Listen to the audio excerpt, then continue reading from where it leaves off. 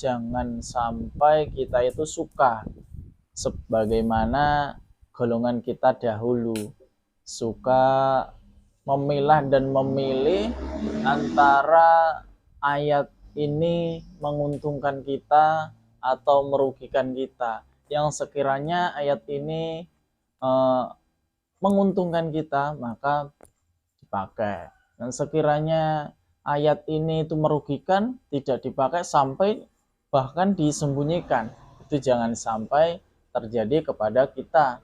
Baik di sini yang mendengarkan sudah sama-sama hijrahnya, atau di sini kita ada yang masih membunglon, ada yang masih di dalam cogam. Semoga mendapatkan hidayah, bisa mengikuti ajaran-ajaran dari Allah dan Rasulullah SAW. Kita sudah tahu bahwasanya rezeki, jodoh, pati di situ adalah Allah lah, sejatinya Allah lah yang mampu mengaturnya. Manusia segalanya, baik imamnya, amirnya, pengurus desa, kelompok, pusat, daerah, sekalipun tidak bisa mengatur rezeki rakyatnya, tidak bisa mengatur rezeki manusia. Lah kok di situ ketika diomongi para baliknya atau pengurusnya mengatakan bahwa awak mulai sampai metu teko cukam tu teko 354 uripmu bakalan deblek. Ketika kita mempercayai itu dan melakukannya, maka sudah masuk ke ranah syirik. Karena kenapa? Masuk ke ranah syirik ketika kita itu sudah percaya kepada omongan seseorang dan melakukannya. Terus aku tak orang metu teko cukam lah, wedi aku sampai deblek. Maka jangan sampai seperti itu, jangan sampai kita terjangkit ke ranah syirik, karena sangat bahaya sekali. Jangan sampai rasa takut kita kepada manusia itu mengalahkan rasa takut kepada Allah dan utusannya. Allah, contohnya, Allah memerintahkan kita untuk bersilaturahim. Terus kemudian ada seorang pengurus atau ada seorang mubaligh, ada seorang kiai dalam suatu golongan atau komunitas Anda, kemudian mengatakan, lah kayak wis beda paham karo dhewe. Wis beda paham, ojo sampai awakmu nyideki dheke. Ojo sampai awak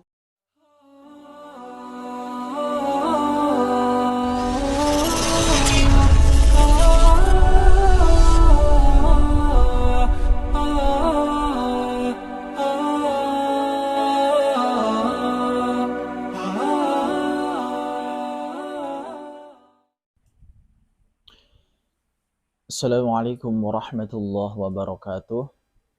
Alhamdulillah nahmaduhu wa nasta'inuhu wa nastaghfiruh wa na'udzu billahi min shururi anfusina wa min sayyiati a'malina.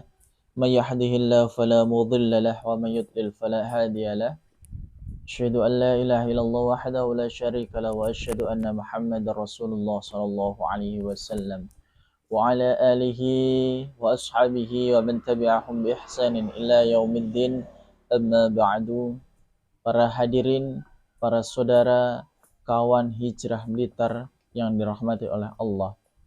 Jadi pada tadi malam sewaktu kajian di Masjid Miftahul Jannah, masjid yang dulunya itu digembur-gemburkan atau viral informasinya, terdapat di situ satu masjid 2 Jumatan. Nah, di situ kita kebetulan mendapatkan jadwal kajian di situ.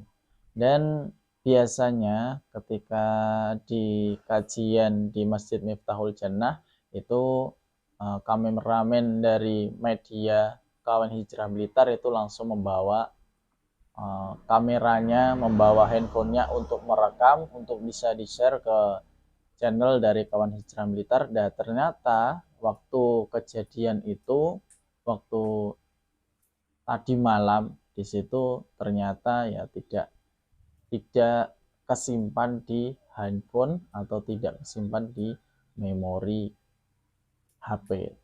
Dan di sini saya selaku pengisi dari kajian tadi malam, di kajian Kitabul Abayat, di sini akan mengulang kembali, merekam kembali dengan tujuan agar yang offline yang mengikuti kajian di Kawan Hijrah Blitar di Masjid Miftahul Jannah itu bisa memahami, dan juga untuk yang belum bisa mengikuti kajian secara langsung atau secara offline di Masjid Miftahul Jannah, di situ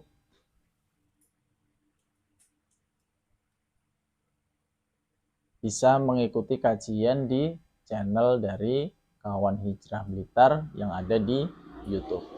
Jadi untuk pembahasan yang lalu di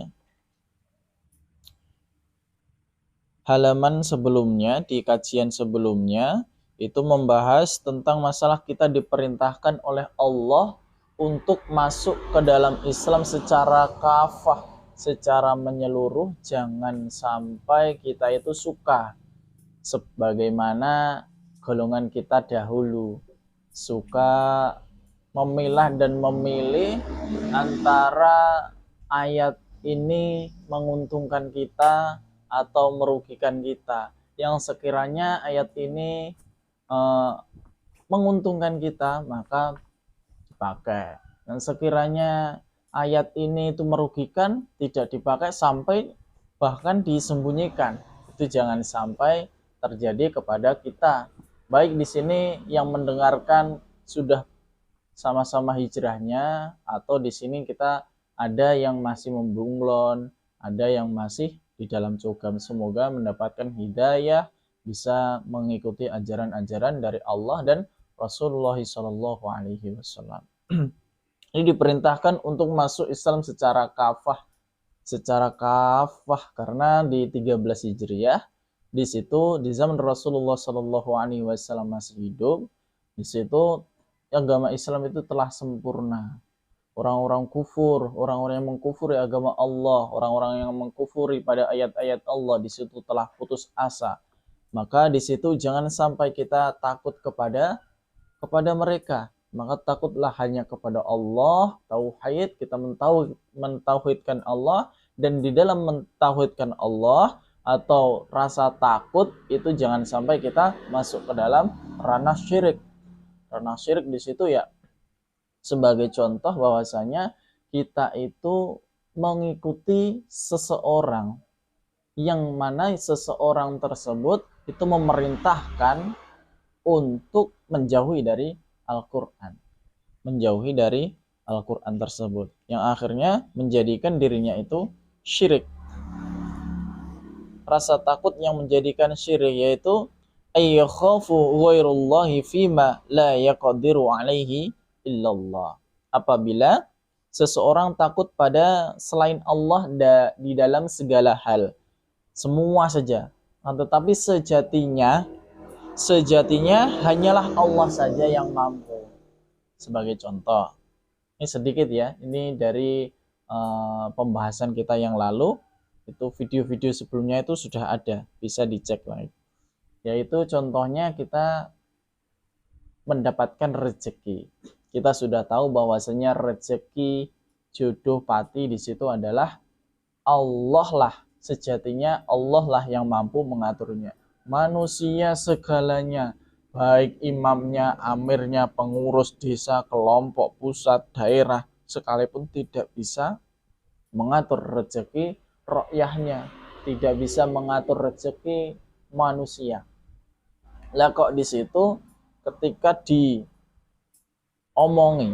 para mubaliknya atau pengurusnya mengatakan bahwa awak mulai sampai metu teko cukam tu teko 354 uripmu bakalan deblek. Ketika kita mempercayai itu dan melakukannya, maka sudah masuk ke ranah syirik. Karena kenapa? Masuk ke ranah syirik ketika kita itu sudah percaya kepada omongan seseorang dan melakukannya. wis aku tak ora metu teko jokam lah, wedi aku sampai deblek. Maka jangan sampai seperti itu, jangan sampai kita terjangkit ke ranah syirik karena sangat bahaya sekali. Itu adalah salah satu contoh dari syirik. Kemudian contoh lagi muharram, ketika kita itu rasa takut kita kemudian menjadikan keharaman, itu seperti apa? Ayat suruka wajiban au yartakiba muharramun khaufam minan nas. Apabila seseorang meninggalkan kewajiban atau melakukan segala hal yang diharamkan oleh Allah dan Rasulnya karena ketakutan pada manusia. Nah, ini poinnya. Jangan sampai rasa takut kita kepada manusia itu mengalahkan rasa takut kepada Allah dan utusannya. Allah, contohnya, Allah memerintahkan kita untuk bersilaturahim.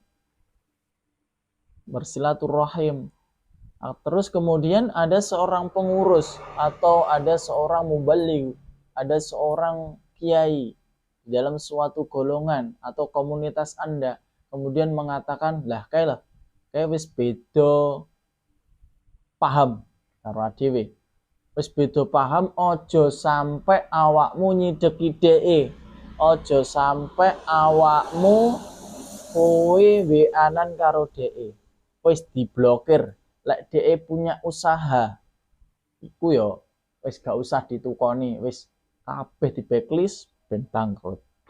Contoh saja seperti itu. Kita para hijrawan itu sudah banyak sekali mengalami hal yang seperti itu, terutama saya membuka usaha, kemudian ketika di forum setelah Jumatan, di situ ada salah seorang kiai daerah mengatakan seperti itu, atau wakil kiai daerah seperti itu, nomornya diblokir, ojo omong-omongan karo Brian, ojo sampai awakmu ketemu Brian terus omong-omongan, wis nggak usah futsalan ya nggak usah, wis nggak usah, backlist saja, seperti itu. Padahal ketika itu adalah salah satu dari kaum muslimin, kemudian sampai di situ juga masuk keluarga sendiri, kemudian kok mengakui atau melakukan hal yang diperintahkan manusia seperti itu, padahal di situ Allah memerintahkan untuk silaturahim, Allah memerintahkan untuk sesama Islam ikhwah saudara, kemudian kita dianggap sebagai orang kufur, orang kafir, maka disitulah masuk ke dalam ranah haram, tidak boleh dikerjakan. Ketika dikerjakan maka mendapatkan dosa. Bahaya sekali ketika seseorang itu rasa takutnya sampai masuk ke dalam ranah syirik, kemudian atau masuk ke dalam ranah haram. Barakallahu fikum, semoga memberikan manfaat dan barokah.